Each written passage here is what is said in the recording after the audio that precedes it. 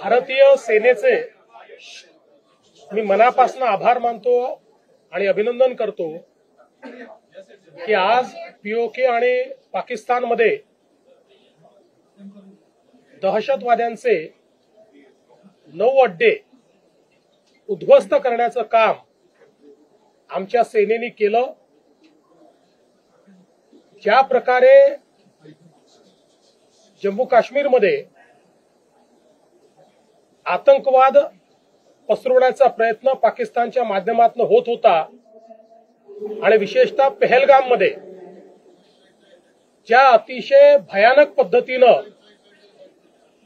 आमच्या बांधवांना मारण्यात आलं, त्यातनं जो एक संताप संपूर्ण भारताच्या मनामध्ये होता, आज निश्चितपणे भारतीयांना समाधान वाटतं आहे। आणि मी विशेष आभार मानेन देशाचे प्रधानमंत्री माननीय नरेंद्र मोदीजी यांचे, ज्यांनी या घटनेनंतर स्पष्टपणे सांगितलेलं होतं की अशी घटना आम्ही सहन करणार नाही, याचं उत्तर दिलं जाईल आणि एक अतिशय सबळ अशा प्रकारचं ताकदवर उत्तर आज भारतीय सेनेने दिलेलं आहे। यामध्ये जे काही सेनेचं ब्रीफिंग झालं ते आपण सगळ्यांनी ऐकलं आहे।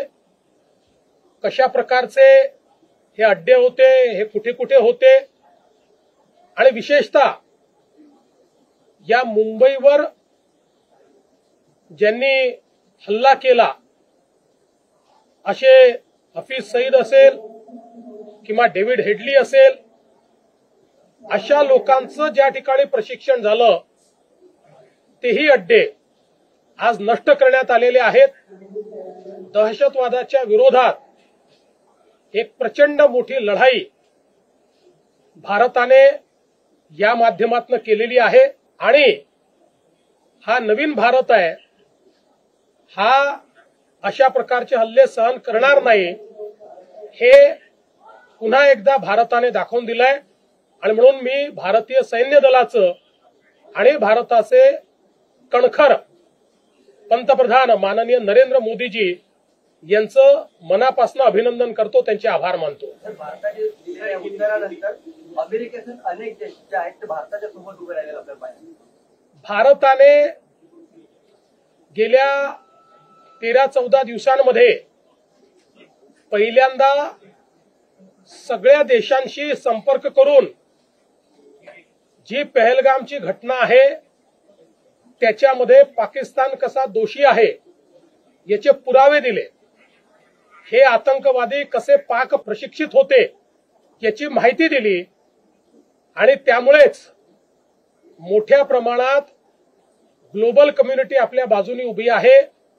प्रधानमंत्री असतील, परराष्ट्र मंत्री असतील, गृहमंत्री असतील किंवा रक्षा मंत्री असतील, यांनी विविध देशांशी चर्चा करून कशा प्रकारे पाकिस्तानने हा हल्ला केलेला आहे हे त्यांना पटवून दिलं।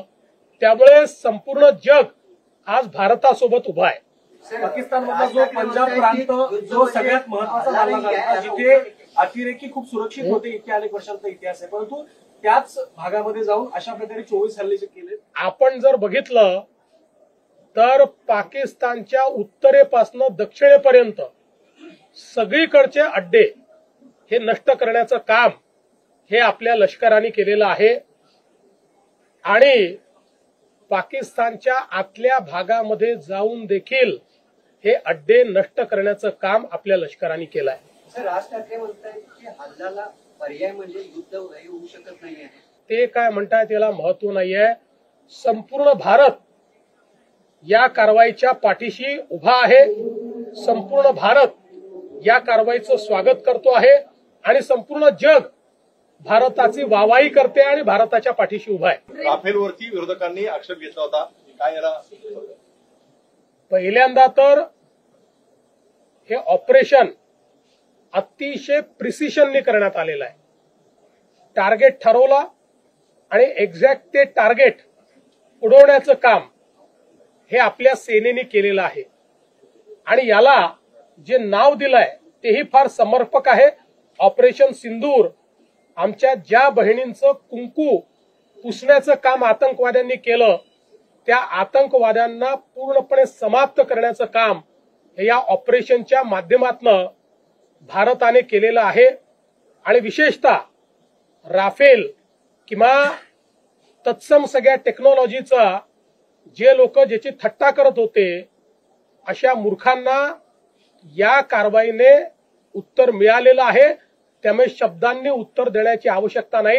हे मूर्ख आहेत, केवळ मूर्ख आहेत.